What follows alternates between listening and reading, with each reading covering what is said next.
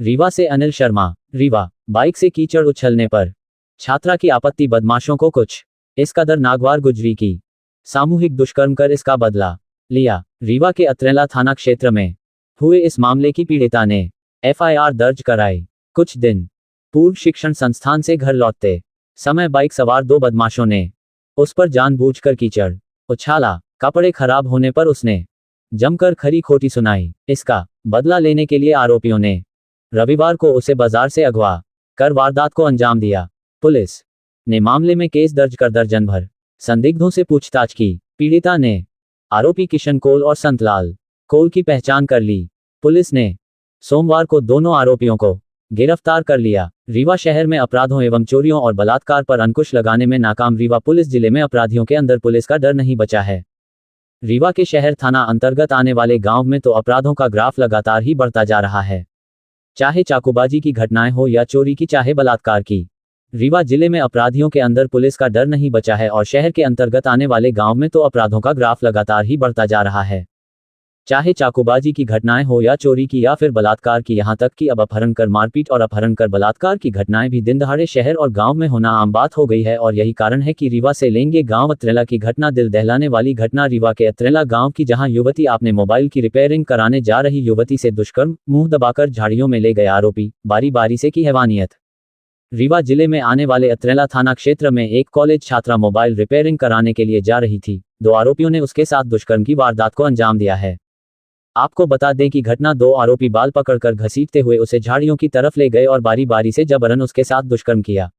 जैसे तैसे छात्रा उनके चंगुल से छूटकर भागी और घर पहुंची। इसके बाद उसने घटना की जानकारी परिजनों को दी। घर वाले तत्काल छात्रा को थाने ले गए। आपको बता दें कि अत्रेला में महिला पुलिस न होने के कारण रीवा के महिला थाना में लाई गई युवती तब जाकर मामला दर्ज किया गया है। अब सवाल यह है कि पुलिस अधीक्षक विवेक सिंह ने पत्रकार वार्ता कर दी, लेकिन सवाल जस का तस कहां है? कानून व्यवस्था क्यों नहीं लग रहा अंकुश अपराधियों में और अपराध करने वालों में? सवाल बड़ा है, जवाब देगा कौन और जिम्मेदारी लेगा कौन? कल शाम को एक छात्रा है जो कॉलेज में पढ़ती है, तो कल छुट्टी के दिन वो अपना मोबाइल सुधारने के लिए अत्रेला बाज़ार गई थी और जब दोपहर में वो वापस आ रही थी तो उसके वापसी के रास्ते में एक स्थान पे एक लड़के ने उसका मुंह पकड़ के उसको झाड़ी में खींचा और उसके साथ गलत काम किया। उसके उपरांत दूसरा लड़का भी आया, उसने उसके साथ गलत काम किया और फिर उसके उपरांत लड़की जब वहाँ से निकली बाहर तो उस दादी उसको दिखी तो उससे फिर उसने पूरी घटनाक्रम बताया, जिसके बाद फिर थाने पे आके पुलिस को सूचना दी। पुलिस ने फिर यहाँ पे महिला थाने में उसमें 0 पे एफआईआर हुई और बालिका का मेडिकल परीक्षण वगैरह सारी कार्रवाइयाँ हुई। इसके उपरांत ही तत्काल ही पुलिस की इसमें टीम्स हमने एक्टिवेट कर दी थी।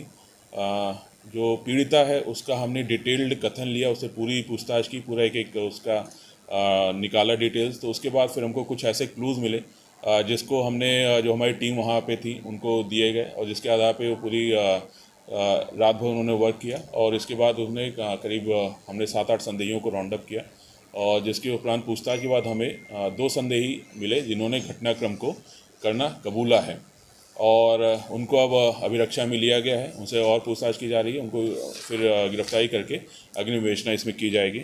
उन दोनों जो संदेहियों का नाम किशन कोल है, पिता मनसुख लाल कोल, और संतलाल कोल, पिता लालजी कोल। ये दोनों आरोपी हैं 22 और 19 वर्ष के और इन्होंने फिर ये घटनाक्रम करना कबूला और आगे इसमें विवेचना जारी है। पीड़िता जो है उसको मेडिकल चेकअप हो गया है और कोई ऐसी गंभीर स्थिति नहीं है, उसको डिस्चार्ज कर दिया गया था। नहीं, और कोई इसमें शामिल नहीं है, यही 2 लोग का आया है कथन में और जो इन्होंने अभी तक अपना एक बालिया जो कथन दिया है, बयान दिया है, उसके आधार पर यही आया। लेकिन जो भी अगर विवेचना में पाया जाएगा उस हिसाब से अग्रिम इसमें कार्रवाई की जाएगी।